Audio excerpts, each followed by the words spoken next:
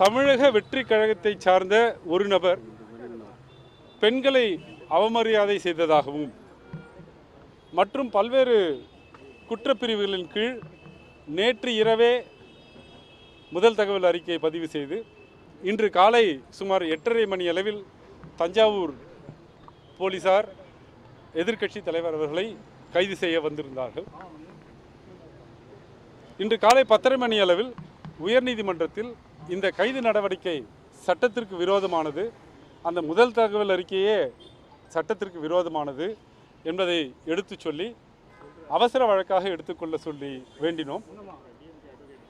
அதை கருத்தில் எடுத்துக்கொண்ட மாண்புமிகு உயர்நீதிமன்றம் மதிய உணவு இடைவேளைக்கு முன்பாக எடுத்துக்கொள்வதாக சொல்லியிருந்தார். நாங்கள் தஞ்சாவூரிலிருந்து வந்த போலீசாரிடம் உயர்நீதிமன்றம் இந்த வழக்கை விசாரிக்க இருக்கிறது, அதுவரை கைது செய்ய வேண்டாம் என்று இருக்கக்கூடிய சட்ட நெறிகளையும் மாண்புகளையும் எடுத்து சொன்னோம். அதை எடுத்துக்கொள்ளாத தஞ்சாவூர் போலீசார் வலுக்கட்டாயமாக எதிர்க்கட்சி தலைவர் அவர்களை கைது செய்து அழைத்து சென்றார். இந்த வழக்கு 2:15 மணிக்கு எடுத்துக்கொள்ளப்பட்டது.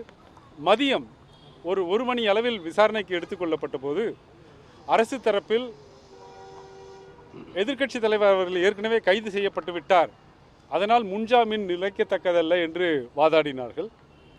நாங்கள் சென்னை உயர்நீதிமன்றம் எப்படியெல்லாம் மனித உரிமைகளை காக்கக்கூடிய நீதிமன்றம் என்பதை எடுத்து சொல்லி சில நிகழ்வுகளில்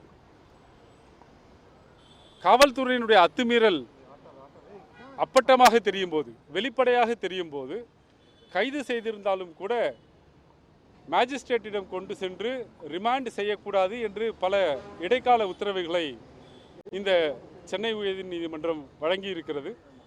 அவற்றை எடுத்து காட்டினோம். அப்போது மாண்புமிகு உயர்நீதிமன்றம், இந்த நீதிமன்றம் சென்னை உயர்நீதிமன்றம் இது போன்ற வழக்குகளில் இடைக்கால உத்தரவுகளை கொடுத்திருக்கிறது, இதனுடைய விரிவான விசாரணையை 2:15 மணிக்கு கேட்கிறேன் என்று சொன்னார்கள். 2:15 மணிக்கு வழக்கு எடுத்துக்கொள்ளப்பட்ட போது மரியாதைக்குரிய தமிழக அட்வொகேட் ஜெனரல் அவர்கள் காவல்துறையினருக்கு எதிர்க்கட்சி தலைவரை நீதிமன்றம் கொண்டு சென்று ரிமாண்ட் செய்யக்கூடிய எண்ணம் ஏதும் இல்லை, நாங்கள் காவல் நிலையத்திலேயே விசாரித்துவிட்டு அவருடைய வாக்குமூலத்தை பதிவு செய்த பிறகு அவருடைய சொந்த ஜாமீனில் விடுவிக்கப் போகிறோம், காவல் நிலைய ஜாமீனில் விடுவிக்கப் போகிறோம் என்று சொன்னார்கள். அதை குறித்து கொண்டு சென்னை உயர்நீதிமன்றம் உத்தரவு பிறப்பித்தார்கள். நாளைக்கு முக்கியமான சட்டமன்ற கூட்டத்தொடர் இருப்பதால் இன்றே அந்த விசாரணையை முடித்து இன்றே ஜாமீனில் விடுவிக்க வேண்டும் என்று கேட்டோம். அதையும் நீதிமன்றம் உத்தரவாக கொடுத்திருக்கிறது. இம்ரான் பிரஜாதிபதி என்ற வழக்கில் மாண்புமிகு உச்சநீதிமன்றம் பிரிவு 196 வழக்கு பதிவுக்கு முன்பாக ஒரு காவல்துறை ஆய்வாளர் என்னவெல்லாம் செய்ய வேண்டும் என்று ஒரு நீண்ட ஒரு வரையறையை கொடுத்திருக்கிறது. அந்த வரையறையை தெரியாமல், தெரிந்தும் புரியாமல், புரிந்தும் அதை உள்நோக்கத்தோடு காவல்துறை பின்பற்றாமல் இந்த வழக்கை பதிவு செய்து எதிர்க்கட்சி தலைவரை எப்படியாவது கைது செய்து நாளை அவர் சட்டமன்றத்திற்குள் வரக்கூடாது என்று திட்டமிட்டார்கள். வழக்கம் போல் நீதிமன்ற உத்தரவால் மற்றொரு முறை சர்வாதிகாரம் தமிழ்நாட்டில் தடுக்கப்பட்டிருக்கிறது. தேங்க்யூ.